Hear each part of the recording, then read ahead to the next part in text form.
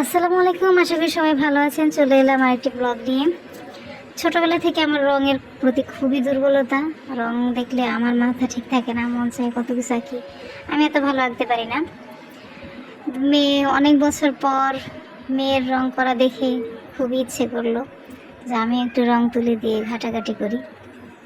তো অবশেষে একটা ক্যানভাস আর রং তুলি নিয়ে বসলাম। আমি জীবনের প্রথম ক্যানভাসে আঁকছি আজকে। তো আমার মেয়েও আমাকে উৎসাহ দিল, আম্মু তুমিও একটা আঁকো। তো দেখলাম যে কেমন হয়, একটা ক্যানভাস না হয় নষ্টই করি। তো শুরু করলাম। প্রথমে এত ভালো পারি না বিধায় একটু পেন্সিল দিয়ে আঁকাআঁকি করে নিলাম হালকা। তারপর রং তুলি দিয়ে শুরু করলাম।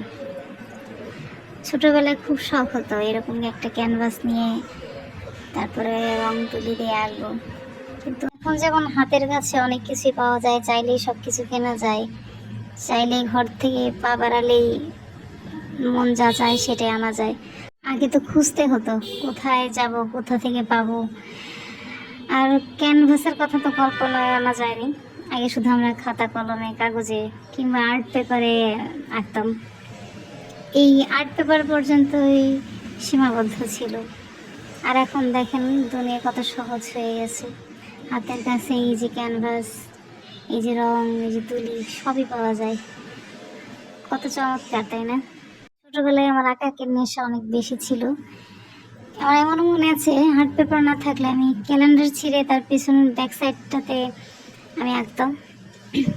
ফেব্রিক রং দিয়ে আঁকার জন্য গাইড দেওয়ার মতো আমার কেউ ছিল না, বা আমি কখন টিচারের কাছে শিখিও নি। জাস্ট মনের রং তুলি দিয়ে যা আঁকা তাই। এই জন্য ভুল ভ্রান্তি হতেই পারে, সেটাই কেউ কিছু মনে করবেন না। অবশেষে আমার আঁকা শেষ হলো। এই হচ্ছে তার ফাইনাল লুক। সবাইকে আমাকে জানাবেন কেমন হলো। ধন্যবাদ।